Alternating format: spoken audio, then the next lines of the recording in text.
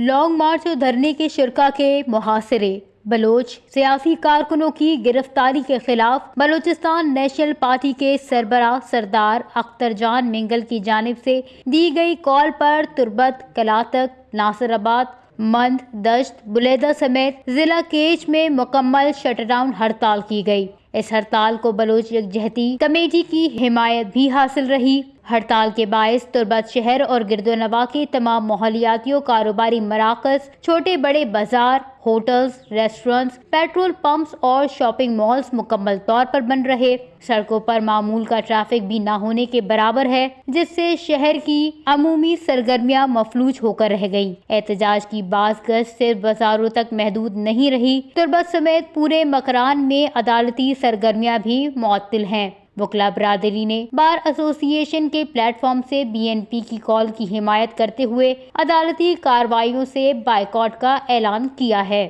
Wish news, catch, Balochistan.